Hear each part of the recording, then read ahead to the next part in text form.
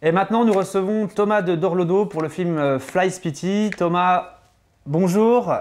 Bonjour Virgile. Merci de nous rejoindre pour cet entretien dans le cadre de la sixième édition des Rendez-vous de l'Aventure, une édition un peu particulière, 100% en ligne. On vient de voir ce film Fly Spiti, qui est un film, on va dire, qui vole assez haut, qui nous procure quand même pas mal de sensations. On a envie d'en savoir un peu plus sur toi. On a envie de savoir voilà, où tu as grandi, ta formation, puis comment tu en es venu au parapente. Est-ce que tu peux nous en dire quelques mots?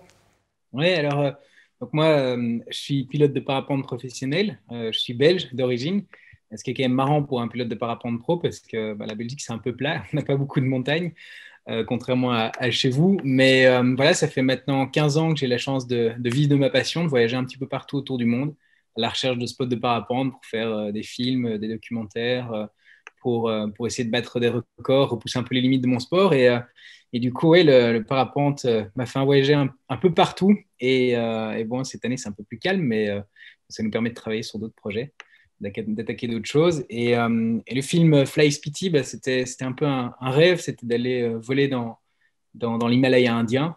Et on est revenu avec des super images. Et j'espère que le film plaira à toute l'équipe. Alors en tout cas, en ce qui concerne le comité de visionnage, il a beaucoup plu à l'unanimité. Et justement, je rebondis sur ce que tu viens de nous dire par rapport à tes records. Est-ce que tu peux nous en dire un peu plus sur ces records en parapente? Oui, tout à fait. Alors bon, les records, c'est juste des chiffres et des numéros. Et en fait, dans l'absolu, ça nous intéresse, mais c'est surtout un prétexte pour aller à la découverte de beaux pays, de super belles régions. Moi, pendant des années, ma spécialité, ça a un peu été l'altitude et le vol bivouac. Le vol bivouac, c'est quoi? C'est des traversées de chaînes de montagne à pied et en parapente. L'idée, c'est de partir sans motorisation, avec un sac à dos qui fait entre 10 et 20 kilos, en fonction de la nourriture qu'on emmène avec nous, du matériel de trekking qu'on prend avec. Et puis, on part se perdre dans des massifs. Et ça, c'est vraiment ma spécialité. J'ai eu la chance de parcourir plus de 12 000 kilomètres déjà à pied en parapente à travers plein de massifs. J'ai traversé l'île du Sud de la Nouvelle-Zélande, les Pyrénées, les Alpes plusieurs fois en solitaire, les Andes, une partie de l'Himalaya. Et donc, ça, c'est vraiment mon truc. Et c'est génial parce que ça te permet en fait de te perdre dans des chaînes de montagnes, de grimper une montagne le matin, de décoller. Si les conditions sont bonnes, on peut voler 100, 150, 200 km, d'atterrir le soir sur un sommet, de dormir enroulé dans le parapente et de recommencer le lendemain. Et ce qui est génial, c'est que le parapente, c'est un vecteur de rencontre incroyable. Quand tu arrives dans un petit village indien tout perdu au bout du monde avec un parapente, les gars, ils n'ont jamais vu ça. Donc, assez automatiquement, on est invité chez les gens à partager un thé, on est accueillis parfois comme des martiens, quoi. Et ça fait toujours des belles rencontres, quoi. Donc, ça, c'est vraiment cool. Et alors, sur les records, on essaye de faire des vols d'altitude ou des vols de distance. En altitude, moi, je suis déjà monté plusieurs fois à plus de 7000, de 7000 mètres. En distance, j'avais fait le record du plus long vol fait en Himalaya. Et puis voilà, on essaye toujours un peu de repousser les limites de notre sport, quoi. Alors Thomas, est-ce que tu peux nous dire un peu, pour le novice que je suis et pour, j'imagine, les novices qui regardent cette vidéo, qu'est-ce qu'on ressent quand on vole? La sensation du vol, c'est clairement une sensation de liberté assez incroyable. Et je trouve encore plus en parapente parce qu'on est vraiment avec un truc qui rentre dans un sac à dos et qui pèse 5 ou 6 kilos maintenant. On a réussi à alléger très très fort le matériel. Donc on arrive à pied en montagne, on décolle d'un endroit, souvent la plupart du temps quand on est en vol bivouac, on décolle d'endroits où personne n'a jamais décollé. Et puis après, en prenant un peu d'altitude, on découvre des paysages incroyables. Et avec un peu de niveau, on peut commencer à vraiment se balader et faire des belles distances. Et en fait, ça nous permet de découvrir des endroits de fous. Et surtout, ça nous donne la sensation d'être des oiseaux, quoi. On n'a pas de motorisation. On vole avec les ascendances dans une masse d'air qui, dans l'absolu, est invisible. Donc, on doit vraiment utiliser notre intuition, notre expérience pour trouver les ascendances, pour pouvoir monter, parcourir des kilomètres. On rentre dans les nuages. Enfin, c'est assez génial, quoi. On est vraiment transporté. Et le truc, c'est que tu décolles, tu sais jamais très bien où tu vas atterrir. Tu vois, sur un vol de distance, tu sais pas si tu vas faire 50, 60 ou 200 kilomètres.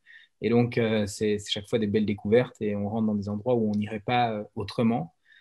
Et ça, c'est vraiment chouette parce que, bon, par exemple, on avait traversé l'Afrique du Nord au Sud avec notre équipe de production et on a volé dans tous les endroits les plus incroyables d'Afrique, survoler des trucs complètement improbables. Et en fait, le parapente nous fait vraiment sortir des sentiers battus, quoi.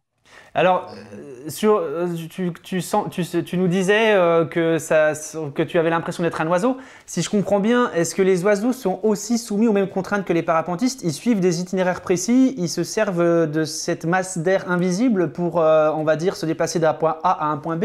Est-ce que finalement, le parapentiste est différent de l'oiseau? Ou Alors pas en fait, tellement? si on observe les rapaces, par exemple, dans l'absolu, ils sont assez fainéants, quoi. Ils n'aiment pas battre des ailes. Donc, si tu regardes un vautour ou un aigle, il attend toujours que les conditions soient bonnes et qu'il y ait des ascendances, des masses d'air qui montent, des masses d'air chaudes qui montent, en fait. Et donc, nous, on s'entraide beaucoup aussi avec les oiseaux. C'est marrant parce que quand je trouve un thermique, quand je trouve une belle ascendance, bon, souvent, par exemple, le matin, je vais décoller sur une face est, parce que c'est les faces qui prennent le soleil en premier, qui chauffent bien. Je décolle. Quand je commence à monter, souvent, je suis rejoint par un rapace, par les vautours. Ils viennent avec moi dans l'ascendance et on s'entraide, en fait. Donc, c'est assez marrant. Et nous, quand on est en vol aussi, on est constamment à la recherche d'un petit nuage qui se développe, d'une feuille qui bouge dans les arbres, de quelque chose qui peut nous donner des indices sur la masse d'air qui est vivante, en fait. Et souvent, les oiseaux nous sauvent. On fait des points bas après des longues transitions en vol. On se dit, aïe, aïe, aïe, là, je vais poser, je trouve plus d'ascendance. Et puis, tu vois un oiseau qui sort à 200 mètres au-dessus des Ah arbres, ouais, il d'accord. rejoint et tu repars avec lui, quoi. Et on se dérange pas du tout. On vole aile contre aile. Parfois, on est à quelques dizaines même quelques mètres dans les ascendances. Donc, c'est assez magique à ce niveau-là, quoi. Ouais, c'est vraiment intéressant. Moi, j'avais jamais envisagé cet aspect-là. J'imagine que nombre de nos spectateurs non plus. Tu dis, Thomas, que tu es pilote professionnel. Et ça veut dire quoi exactement? Parce qu'on imagine que c'est d'abord voler, mais il doit bien y avoir aussi d'autres aspects en dehors du vol. Est-ce que tu peux nous en dire un peu plus sur ce métier si particulier? Oui, tout à fait. Alors moi, je suis en train de devenir un peu plus un aventurier qui fait du parapente qu'un parapentiste qui fait de l'aventure. Pendant des années, j'étais à fond parapente, parapente, parapente. Et donc, je faisais des compétitions, des démonstrations de voltige, des festivals de parapente et choses comme ça, des conférences. Et puis, petit à petit, je me suis vraiment penché sur les films, les documentaires et puis l'image, la production de contenu pour mes partenaires. Et en fait, voilà, de fil en aiguille, des partenaires m'ont rejoint. Et on a créé comme ça toute une équipe autour de nous, autour d'un projet qu'on appelle le projet Search. Et en fait, on part à la recherche des endroits les plus fous au monde pour voler en parapente et on revient avec des images. Et donc, on a traversé l'Afrique du Nord au sud, puis on est parti en Polynésie, au Brésil, en Colombie, un peu partout dans le monde, en fait, au Pakistan. On a fait près de 60 pays. Et il y a quelques années, il y a 4 ans maintenant, on a racheté un voilier, un bateau de 12 mètres. Et avec ce bateau, on voyage autour du monde à la recherche de spots de parapente. Et donc, on a déjà fait des super voyages avec le bateau. On va repartir dès que la situation se Le normalise permet. un peu. On va repartir en mer avec le bateau et avec le méthode de parapente. Ouais. Et FlySPT, justement, ça rentre dans le cadre de ce projet Search. Est-ce que tu peux nous dire un peu comment est né ce projet de voyage et puis bien sûr l'idée du film? Tout à fait. Alors en fait, nous, on est toujours un peu à la recherche de vallées où personne n'est jamais rentré. Moi, je passe mes soirées sur Google Earth à analyser des massifs un peu partout dans le monde. On a une liste comme ça de très beaux massifs qu'on aimerait explorer. Et l'Inde était sur la liste depuis longtemps, et même très en haut de la liste. J'ai volé beaucoup au Pakistan, j'ai volé pas mal dans les Andes aussi. Les hautes montagnes, vraiment les concentrations de très hautes montagnes nous attirent beaucoup. Et il y a cette région en Inde, dans le nord, où personne n'était encore vraiment rentré en parapente. Il y a un ou deux gars qui avaient volé ici et là, mais vraiment faire un vol bivouac en itinérant, en rentrant dans la vallée de Spiti, ça s'était pas encore fait. Et donc, on avait envie voilà, d'aller briser la glace. Et c'est ça qui est génial avec le parapente, c'est qu'on a encore l'impression parfois d'être des explorateurs. On a encore l'impression d'ouvrir voilà, de défoncer des portes et d'ouvrir des nouvelles voies. Et ça, c'est génial. Et donc, l'Inde, c'était sur la liste depuis longtemps. Et puis, on a eu l'opportunité de travailler via des amis indiens. On a eu l'opportunité de monter un projet. Et on s'est dit, voilà, il faut y aller, il faut aller voir. Le film est venu après, donc si je comprends bien. Le projet de parapente d'abord, et puis le film, c'est un peu cerise sur le gâteau. Ou Non, est-ce- dès le départ, on s'était dit qu'on produirait quelque chose. En fait, nous, notre idée, c'est toujours d'essayer de partager ce qu'on fait. En fait, bon, pour moi, c'est génial d'aller voler tout seul en parapente, partir au bout du monde et tout ça. Mais l'objectif, dès le départ, c'est d'essayer de faire rêver les gens, c'est de partager ce qu'on vit. Nous, le plus grand compliment qu'on puisse nous faire, et surtout maintenant, dans cette période un peu compliquée, c'est que quelqu'un nous dise, ah, ben, tu nous as permis de nous échapper pendant le temps du film, et d'autres gars qui ont fait leur sac et sont partis en Inde pour suivre des lignes qu'on a volées. Donc pour nous, c'est génial. Donc le film a toujours été, dès le départ, Ouais, une idée, mais c'est vrai qu'on ne sait jamais très bien comment ça va se dérouler. Tu vois, en fait, bien on sûr. part sauter dans la gueule du loup et puis on voit ce qui se passe, quoi. Par rapport à ça, vu que quand même tu es une personnalité pas mal en vue dans le monde du parapente, est-ce que justement la médiatisation parfois c'est aussi, comme tu le dis, c'est à la fois une opportunité de partager avec le public, d'avoir un retour sur ses expériences, mais est-ce que parfois c'est pas aussi un peu invasif? Est-ce que c'est pas quelque chose dont tu dois te protéger? Ou jamais, je sais Ouais, pas. alors, surtout pendant les expés, nous, tu vois, sur une expé comme celle-là, notre objectif premier, c'était de larguer l'équipe de production, quoi. Tu vois, c'était de partir en vol et de se Ça c'est intéressant, ça c'est intéressant, donc ouais. parce qu'en fait, tu vois, on adore notre équipe et c'est des canifs suisses, c'est des gars qui sont prêts à tout, qui dormiraient sous un camion en pleine tempête de neige, il n'y a pas de problème, quoi. Enfin, les gars, ils sont vraiment top et c'est des amis. Mais c'est sûr que nous, tu vois, quand on nous dit, ah, tu peux repasser devant la caméra, tu peux dire ça, tu peux Ouais, redire ce que tu viens de dire, un attends, ton poids quand micro même, ne c'est pesant. fonctionne pas. Voilà, on a peur parfois de passer à côté de l'expédition, quoi. Et en fait, avec notre équipe dès le départ, on s'est dit, pour nous, le plus important, c'est que le contenu est roi. C'est-à-dire qu'on veut raconter une belle aventure, une belle histoire. Et pour que ce soit une belle aventure, une belle histoire, il faut qu'elle soit vraie, quoi. Il faut qu'elle soit réelle. Il faut qu'on se perde en montagne et qu'on se laisse complètement emporter par le truc. Rien n'est écrit, Ouais. en fait. On Ouais, il faut prévoit pas rien à l'avant. il faut éviter d'être des acteurs au service de la caméra, mais c'est plutôt la caméra qui doit être là pour saisir vraiment ce qui se produit par la magie de l'aventure. Ouais. Du reportage. Et nous, on doit aussi avoir le réflexe de sortir la caméra, de sortir la GoPro quand l'équipe n'est pas là, de se filmer l'un et l'autre, d'allumer les caméras dans les moments tendus, parce que, en fait, nous, notre métier, c'est de voler, parfois dans des conditions très difficiles, et t'as pas toujours envie d'aller allumer une caméra, d'aller l'éteindre, de Bien parler au sûr. micro, Ouais. alors que tu es dans une situation hyper risquée, hyper engagée. Donc c'est parfois compliqué pour nous, mais voilà, on trouve un peu notre rythme là-dedans. Et après, l'équipe à côté de nous, en fait, parallèlement à notre aventure, l'équipe peut aller produire des beauty shots, peut faire l'image, peut faire des Bien sûr. rencontres, Ouais, ouais. vraiment pour venir étayer le film et faire rêver avec des belles images. Mais pour nous, le plus important, ça reste l'histoire, quoi. Alors justement, moi je veux qu'on en revienne au parapente, vraiment à cette notion de voler. Pour toi, quelles sont les qualités principales qu'il faut avoir pour réaliser ce type de vol, donc vol bivouac et puis en haute altitude? Si tu avais deux ou trois qualités comme ça de pilote que tu pouvais mettre en avant, lesquelles elles seraient? Clairement, je pense que, bon, déjà, pour partir dans ce genre de conditions, il faut quand même un petit peu d'expérience, mais surtout beaucoup d'humilité. En fait, ça, c'est la qualité principale, c'est que la montagne, elle n'est pas méchante, mais elle est quand même un petit peu dangereuse. En parapente, en haute montagne, à des altitudes pareilles, dans des conditions qui sont très, très fortes, en fait, on se sent vraiment très petit. Et là, il ne faut pas se laisser prendre par le syndrome champion du monde Ouais. indestructible, parce qu'on se fait vite rattraper, quoi. Nous, on a pris voilà, quelques conditions, enfin quelques journées de conditions vraiment musclées. Ouais, on le voit très bien dans le film, hein, à un moment, vous avez eu peur, quoi. Ouais, ouais, et en fait, tu voles dans des conditions où tu sais que si tu vas poser en bas, tu vas y laisser les deux jambes, quoi. En gros, c'est un peu ça. On savait qu'il fallait qu'on reste haut parce qu'en bas, il y avait 60-80 km/h de vent dans certaines vallées. Et donc, c'est des moments de concentration extrême et aussi d'humilité où tu dois te dire, bon, là, il faut vraiment pas déconner. Donc, ça, c'est la première condition. La deuxième aussi, c'est d'être capable de travailler en équipe et de prendre soin de son pote, quoi, parce qu'en fait, nous, on vole toujours à deux avec Horatio dans ces conditions-là. Ça nous permet de veiller l'un sur l'autre, bah, ouais, s'il arrive quelque chose, l'autre peut nous donner un coup de main, on peut s'entraider. Et puis en vol, on est beaucoup plus efficace. Donc il faut être capable vraiment de voler en équipe, parce que l'un des deux va trouver une ascendance, l'autre va pouvoir suivre. Si ça devient trop turbulent, on peut s'envoyer des messages d'alerte et tout ça. Et puis alors, ça fait des super images, on peut se filmer l'un l'autre, quoi. Alors justement, on comprend que parfois atterrir c'est compliqué parce qu'il y a beaucoup de vent ou c'est très escarpé et en même temps quand on est en altitude on peut être menacé par le manque d'oxygène. À un moment dans le film tu dis quand tu manques d'oxygène tu ne prends pas toujours les bonnes décisions.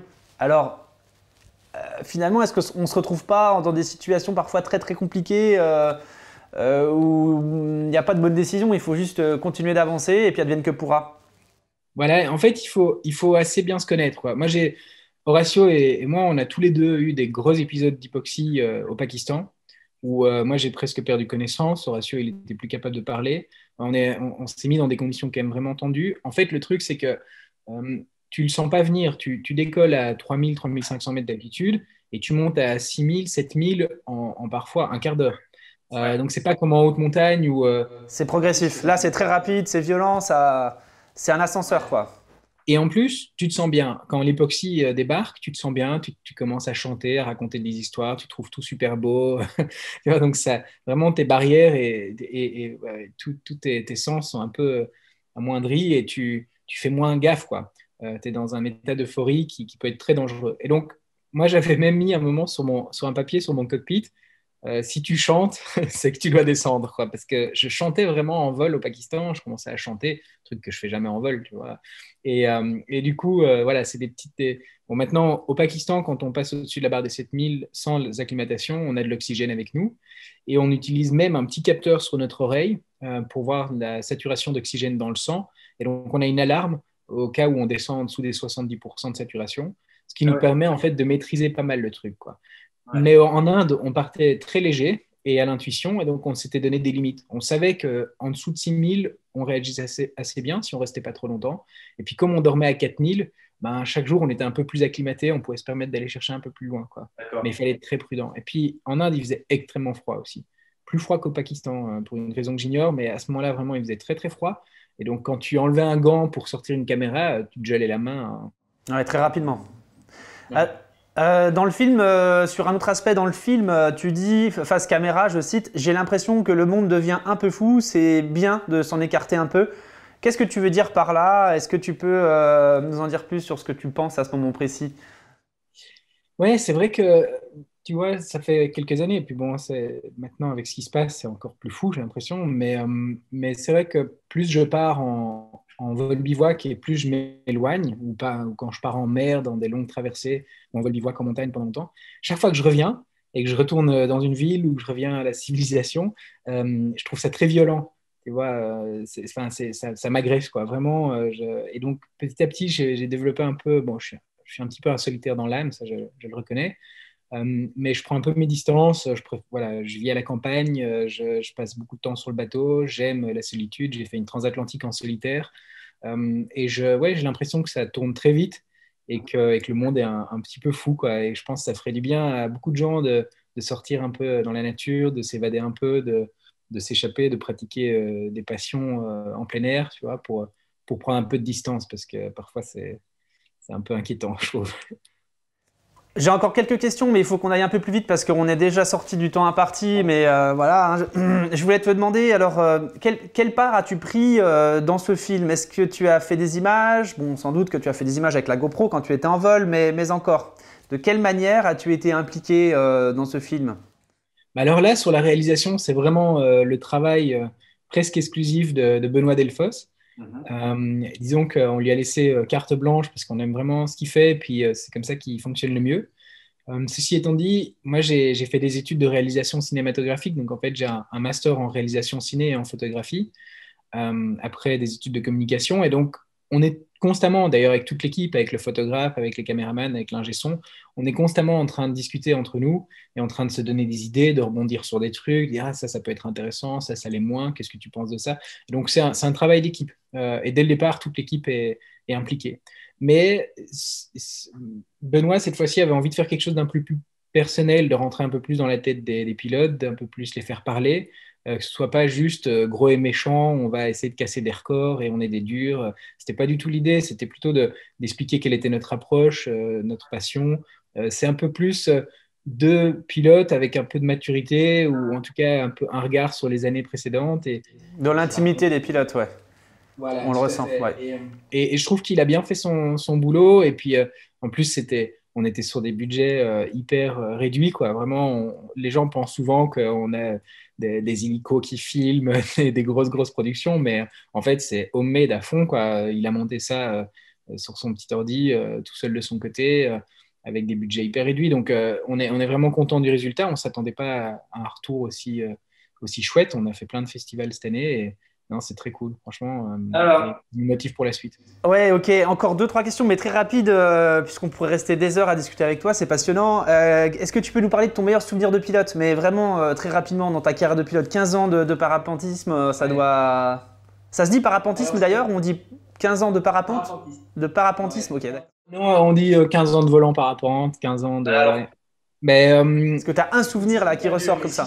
c'est vraiment difficile, mais si je devais choisir, je pense que je dirais le plus long vol fait en Himalaya, que j'ai fait avec Horacio Lorenz et Hernan Pitocco. On a volé, enfin, eux ont posé en chemin, mais j'ai fait 226 km en 9 heures de vol à travers des glaciers, des massifs incroyables, avec des altitudes à plus de 6500 mètres. C'était vraiment fantastique comme vol.